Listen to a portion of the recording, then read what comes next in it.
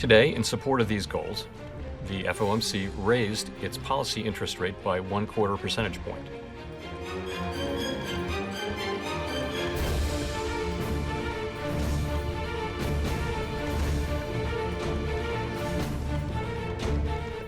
And if we conclude that it would be appropriate to raise interest rates more quickly, then we'll do so.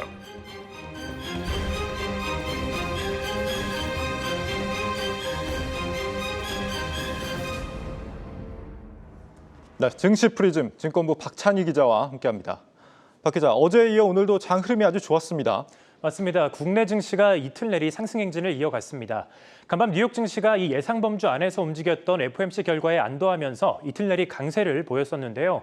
특히 나스닥 지수가 3.7%나 급등하는 등 그동안 이 금리 인상 우려에 억눌려 있었던 기술주가 큰 폭으로 올랐습니다. 오늘 코스피는 외국인과 기관의 쌍끌이 매수에 힘입어서 1.33% 상승했습니다. 이틀 내리 반등한 코스피는 장중 2,700선을 돌파하기도 했었는데요. 하지만 장 막판에 상승분을 조금 반납하면서 2,694포인트로 거래를 마쳤습니다. 코스닥 지수는 2.5% 큰 폭으로 오르면서 8거래일 만에 900선을 되찾는 모습이었습니다. 코스닥 시장에서는 개인이 5천억 원 순매도하면서 이틀 내리 팔아치웠지만 외국인과 기관이 모두 받아내면서 지수의 견인차 역할을 하는 모습이었습니다. 반면에 오늘 원달러 환율은 낙폭이 컸는데요. 아무래도 오늘 시장이 조금 위험자산 선호 심리가 강했던 시장이었잖아요. 이에 따라서 원달러 환율은 전일 대비 21원 넘게 하락하면서 1,214원 선에서 마쳤습니다. 환율이 하루 만에 이렇게 많이 빠진 게 코로나가 처음 터졌을 때 이후에 거의 2년 만에 처음이라고 하더라고요.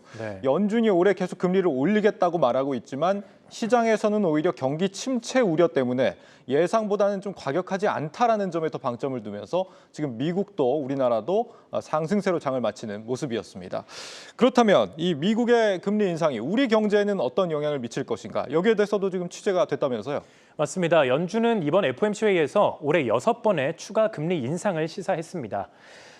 이에 따라서 우리 통화당국의 고민은 더욱 깊어지고 있는데요. 시장에서는 한국은행이 투자자금 유출과 이 원화 가치 하락으로 올해 2번에서 많게는 3번까지의 기준금리를 인상할 것으로 전망하고 있습니다. 관련해서 자세한 내용 강미선 기자가 취재했습니다. FOMC 이후에도 1,220원대를 이어가고 있는 원달러 환율. 계속되는 고환율 국면에 정부는 구두 개입에 나섰습니다. 상승 속도가 과도하다고 판단될 경우 시장 안정 노력을 더 강화해 나갈 것입니다. 전문가들은 연준의 통화정책 불확실성이 다소 줄어들었지만 긴축 강도가 커 2분기까지는 고환율 기조가 이어질 것이라고 말합니다.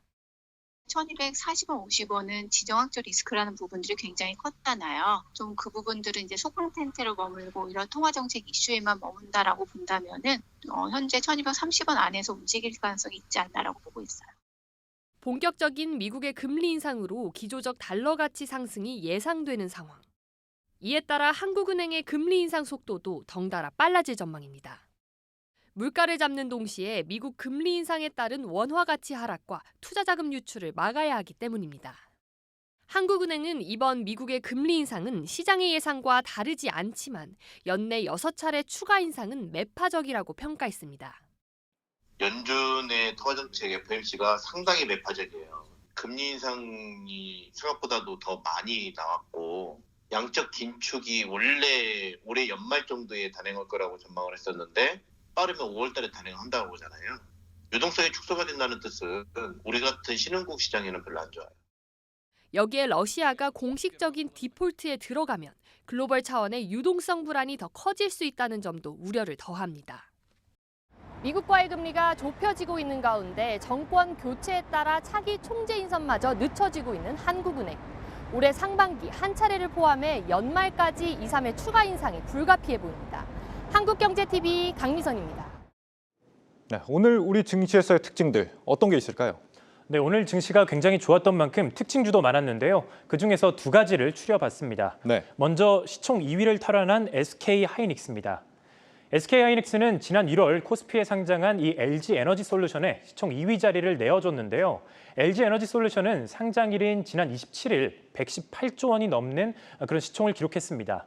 하지만 상장 이후 우크라이나 사태 같은 이 대외 악재에 더해서 코스피 200 편입으로 공매도 세력의 타깃이 되면서 시총 30조 원의 규모가 사라졌습니다. 이렇게 LG에너지솔루션은 부진했던 반면에 SK하이닉스는 오늘 6% 넘게 급등하면서 시총 90조 원을 돌파한 동시에 시총 2위 자리에 다시 이름을 올리는 모습이었습니다. SK하이닉스는 왜 급등한 겁니까? 네, 크게 세 가지 이유가 있었는데요. 첫 번째는 간밤 필라델피아 반도체 지수의 급등을 꼽을 수 있습니다. 전체 반도체 업황을 대변하는 이 지수가 급등하면서 SK하이닉스를 비롯한 반도체 기업들의 호재가 됐는데요. SK하이닉스 주가가 단기 최저점에 근접했다는 증권가의 의견이 나온 것도 투자 심리를 개선시키는 데 도움을 줬습니다. 여기에 SK하이닉스가 2분기 호실적이 기대된다는 증권가 리포트도 있었습니다. 키움증권은 일회성 비용으로 인해 수익성이 급감했던 이 낸드 부문이 2분기 들어서 흑자 전환에 성공할 것이라면서 SK하이닉스에 대해서 매수 의견을 유지함과 동시에 기존의 그 15만 원이었던 이 목표 주가를 16만 원으로 올려 잡았습니다. 그렇군요. 오늘 장 또 다른 특징도 있습니까? 네, 두 번째는 이 삼성전자라는 윤활자를 바른 로봇주라고 꼽아봤습니다. 삼성전자가 어제 주주총회에서 로봇 산업을 신성장 동력이라고 꼽으면서 오늘 로봇 관련주들의 주가가 일제히 급등했는데요. 한종희 부회장은 메타버스와 로봇 등 신사업 발굴을 통해서 성장 동력을 확대하겠다라고 입장을 밝혔습니다. 이에 따라 오늘 유진 로봇이 16%나 급등을 했고 휴림 로봇과 로보로보가 각각 4% 그리고 3%대 급등하는 모습을 보였고요. 이어서 메타버스 관련주도 이 선익 시스템이 상한가를 기록하는 등 함께 강세를 보이는 모습이었습니다. 자, 다음은 내일장 관전 포인트 짚어볼까요? 네, 오늘 내일장 관전 포인트도 한번 살펴보도록 하겠습니다. 크게 두 가지 이벤트가 있었는데요. 먼저 첫 번째는 4일째 진행 중인 이 러시아와 우크라이나의 4차 협상이 어떻게 되는지 살펴볼 필요가 있겠습니다.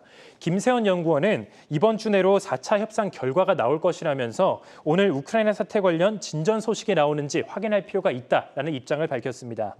양국은 이번 협상에서 우크라이나의 나토 가입 금지 그리고 러시아의 군사 철수 등을 논의하고 있는데요. 이렇게 15개 평안에 대해서 논의를 하고 있는데 다만 구체적인 협상 일정이 나올 때까지는 좀 일정이 나온 것이 아니기 때문에 오늘 결과가 나오지 않을 수도 있다는 점은 체크해 볼 필요가 있습니다.